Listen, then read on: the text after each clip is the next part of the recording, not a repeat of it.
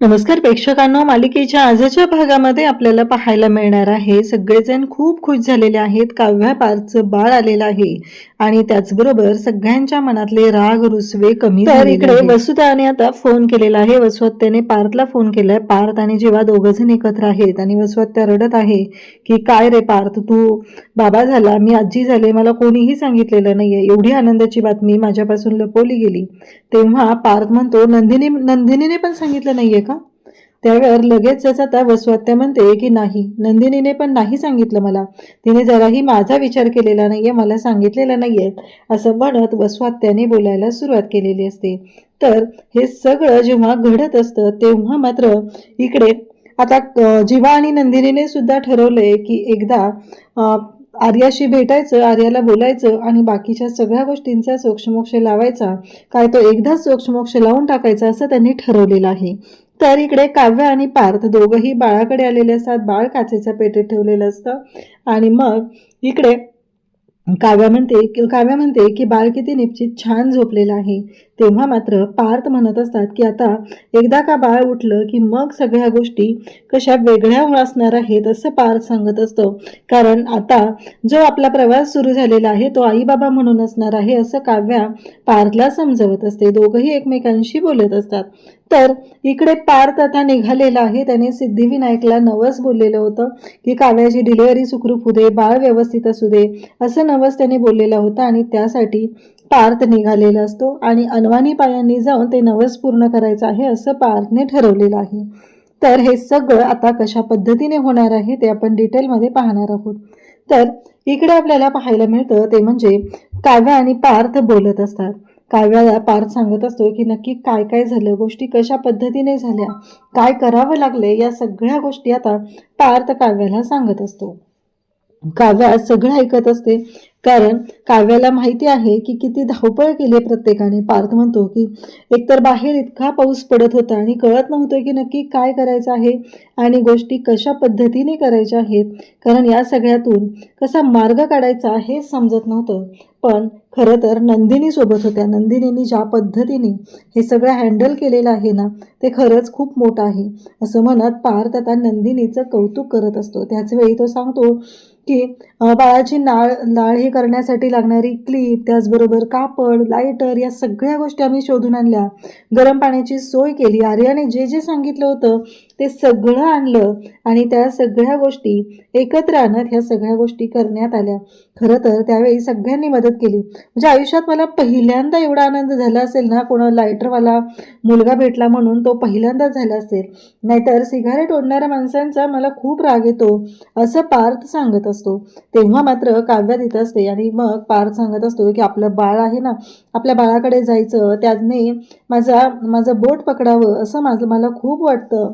आणि मध्येच तो थांबतो आणि सांगू लागतो की तिने, मग काव्या बोलायला सुरुवात करते की बरोबर आहे, तुम्हाला मुलगा हवा होता ना, पण मुलगी झाली.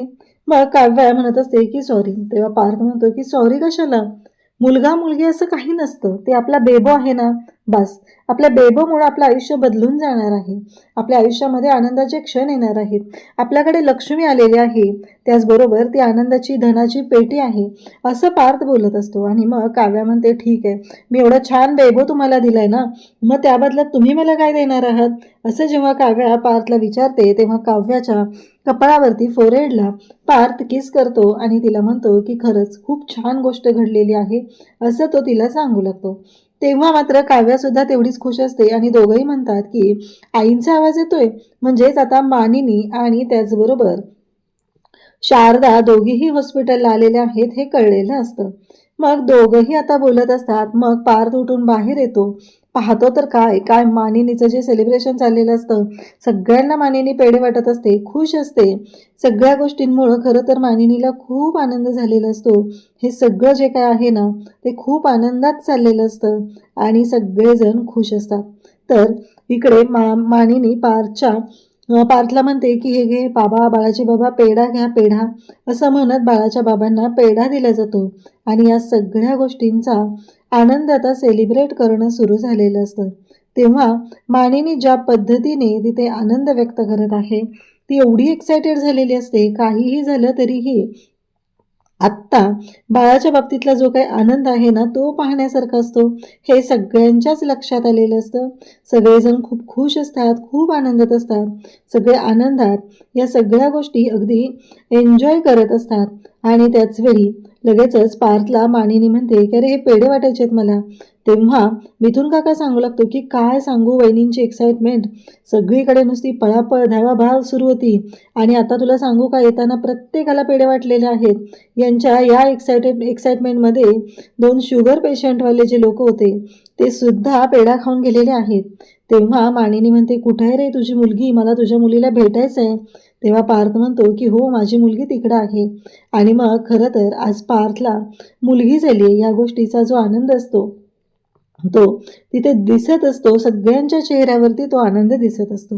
मिथुन काका सुद्धा सांगत असतो. पार्थ मानिनीच्या हातातले पेड्यांचे बॉक्स घेतो आणि एका तिथल्या वॉर्डबॉयकडे देतो आणि म्हणतो की हे सगळ्या हॉस्पिटलमध्ये वाटा असं तो सांगतो. तेव्हा मात्र तो वॉर्डबॉय म्हणतो की हो, मानिनी स्वतः सगळ्यांना जी व्यक्ती दिसेल त्याला पेढा वाटत असते आणि त्यांना म्हणत असते की हे घ्या पेढा, घ्या पेढा, मला नात झाली असं म्हणत ती पेढा वाटत असते. तर इकडे शारदा म्हणते माझी मुलगी कुठे आहे हो, माझ्या मुलीला पण मला भेटायचं आहे ना असं सांगितलं जातं. तेव्हा इकडे पार्थ सांगतो की हो का, हे बघा तुमची मुलगी इथं आहे असं म्हणत पार्थने मानिनीला सुद्धा तिच्या मुलीला भेटायला सांगितलेलं असतं. इकडे विक्रम घरी आलेला असतो. येताना पेड्यांचा बॉक्स आणलेला असतो. अगं मानिनी कुठं आहेस, आपल्या घरी लक्ष्मी आली आहे लक्ष्मी असं म्हणत मानिनीला आवाज देत विक्रम आता आलेला असतो. आणि तेव्हा मात्र मानिनी अजून काही आवाज देत नसते. तेव्हा विक्रम म्हणत असतो की कुठं गेलेत सगळेजण, नक्की काय चाललंय, अजून का नाही येत असं विक्रमचं चाललेलं असतं. आणि तेव्हा मात्र इकडे विक्रम म्हणतो की ठीक आहे बिझी असतील ना, कारण बाळ घरी आले. या गोष्टीचा इकडे विक्रमने विचार केलेला असतो. तर तेवढ्यात नंदिनी मागून येते. विक्रमने पेढे आणलेले असतात. आमच्या घरी लक्ष्मी आलेली आहे असं म्हणत आता ते पेढे देवाच्या पुढे बाप्पाच्या पुढे ठेवलेले असतात. त्याचवेळी नंदिनी तिथे आलेली असते आणि नंदिनी म्हणत असते की बाबा, तेव्हा बाबा बाळाची आजी नाही आहे, बाळाची मावशी आली असं म्हणत नंदिनी बोलत असते.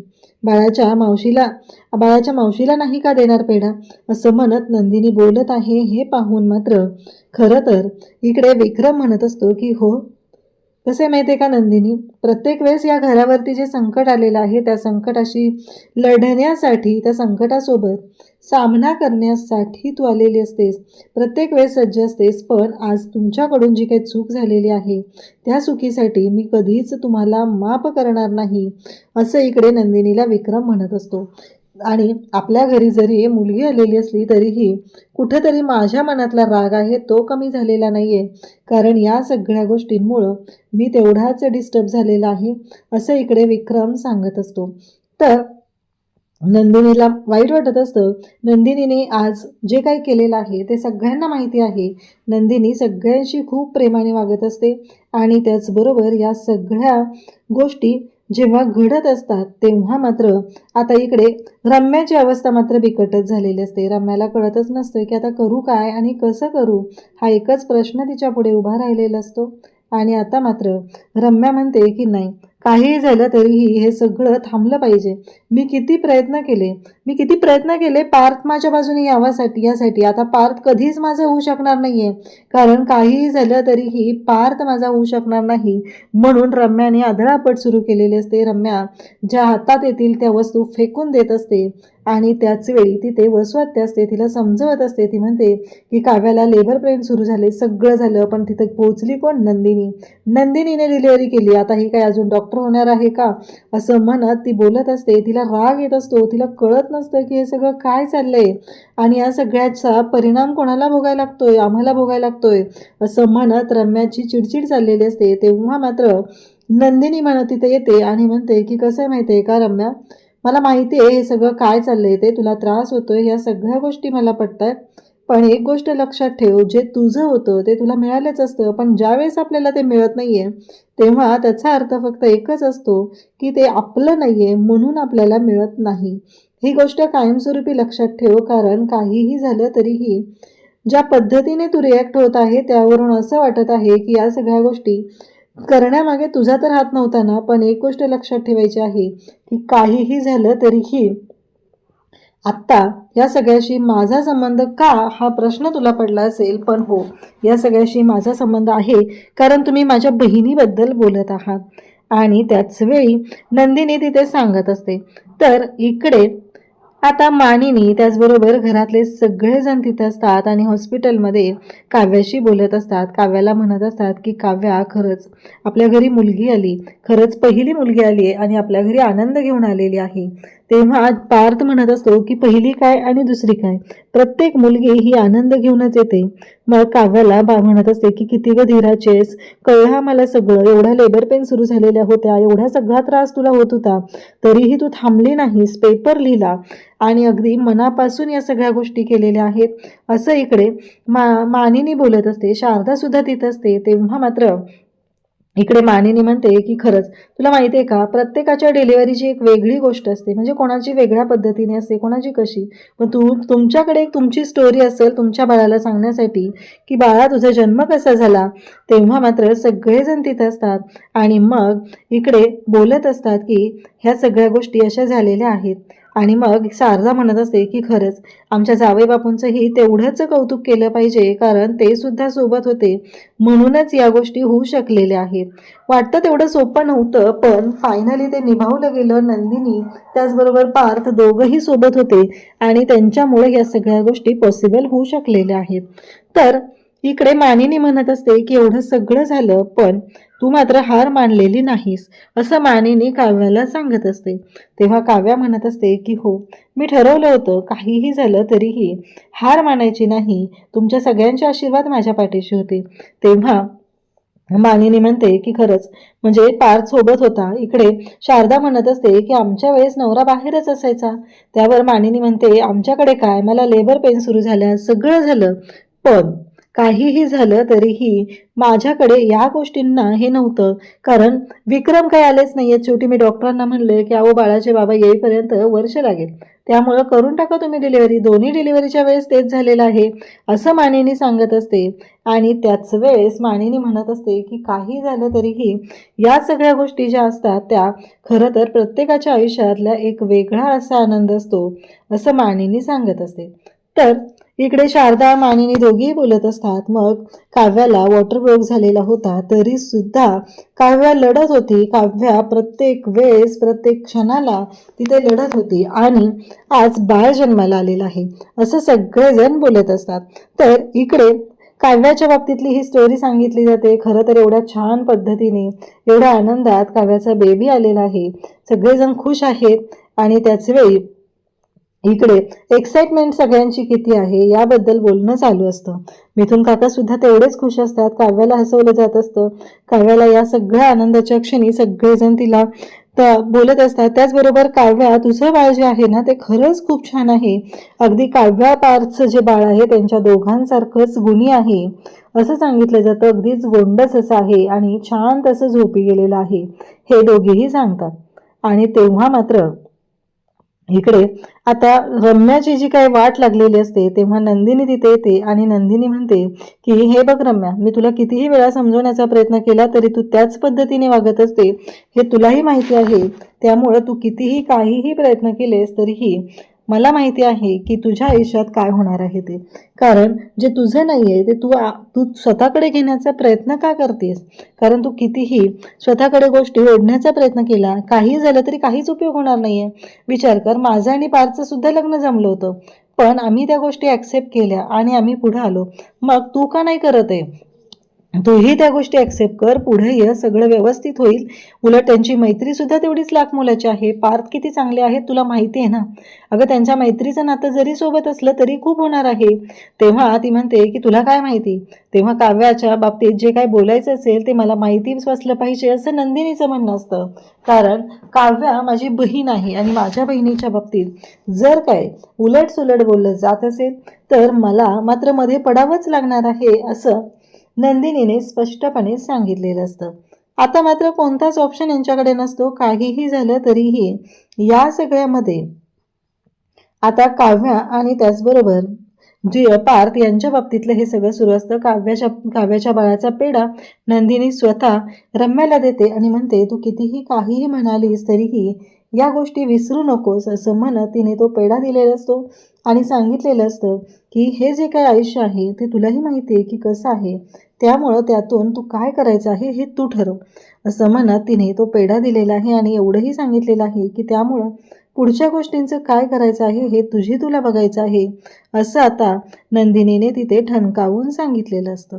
त्याचबरोबर नंदिनीचं म्हणणं असतं की आता पुन्हा पार्थ आणि काव्याच्या आयुष्यात जाऊ नकोस, कारण त्यांच्या आयुष्यात लक्ष्मी आलेली आहे, त्यांच्यामध्ये आता तू येण्याचा प्रयत्नही करू नकोस, कारण ते वाटतं तुला तेवढं सोपं नाही आहे हे सांगितलं जातं. आणि त्याच वेळी इकडे ह्या सगळ्या गोष्टी जेव्हा घडत असतात तेव्हा मात्र रम्या त्याचबरोबर वसू दोघींनाही नंदिनी चांगलंच ठणकावून देते आणि तेव्हा मात्र रम्या तिच्या हातात दिलेला पेढा कुस्करून खाली फेकून देते आणि म्हणते की कसं आहे माहिती आहे का, जेव्हा आपल्या स्वतःचं जातं ना तेव्हा कळतं, जेव्हा हिच्या हातातून हिचं बाळ आणि जीवा जाईल तेव्हा हिला कळेल की काय झालेलं आहे ते.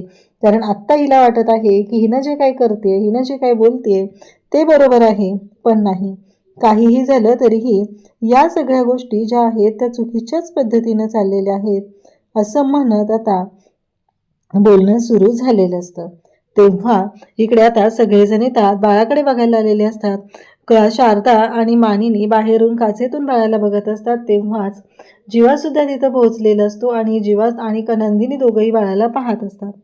आता सगळ्यांमधला जो नंदिनीविषयीचा राग आहे तो कमी झालेला असतो, कारण नंदिनीनं आज स्वतः काय केलेलं आहे हे सगळ्यांना चांगलंच माहिती आहे.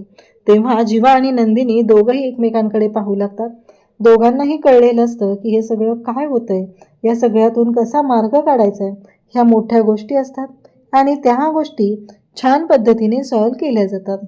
फायनली सगळ्यांच्या आयुष्यात हा आनंदाचा क्षण आलेला असतो आणि सगळेजण तेवढेच आनंदात असतात. त्याचबरोबर आता इकडे हे बाळ किती गोंडस आहे असं म्हणत बाळाचं कौतुक केलं जातं. आणि खरं तर रम्याला आता राग आलेला असतो, तर वसू आणखी राडा करायला तयारच असते. वसू इकडे पार्थला फोन करते. पार्थ, मी आजी झाली, मला कोणीही सांगितलेलं नाहीये असं म्हणत ती बोलत असते. तेव्हा मात्र पार्थ म्हणतो, नंदिनीने पण नाही सांगितलं.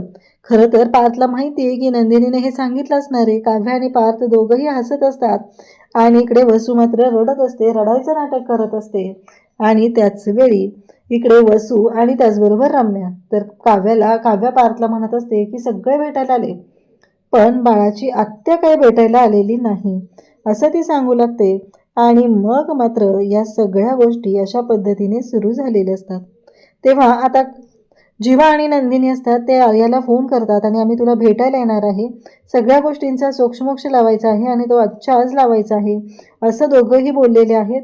आणि ते आर्याला भेटायला जाऊन आता ठरवणार आहेत की पुढे काय करायचं आहे.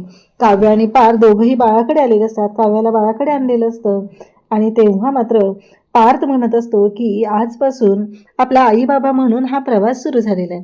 त्याचबरोबर पार्थने बाळासाठी काव्याची डिलिव्हरी सुखरूप व्हावी यासाठी सिद्धिविनायकाला नवस बोललेलं होतं आणि ते नवस फेडण्यासाठी पार्थ हा अनवाणी पायांनी सिद्धिविनायकाच्या मंदिरात निघालेला आहे. कारण बाळ सुखरूप आहे, काव्या सुखरूप आहे, त्यामुळं हे नवस फेडणं त्याला तेवढंच महत्त्वाचं वाटत आहे.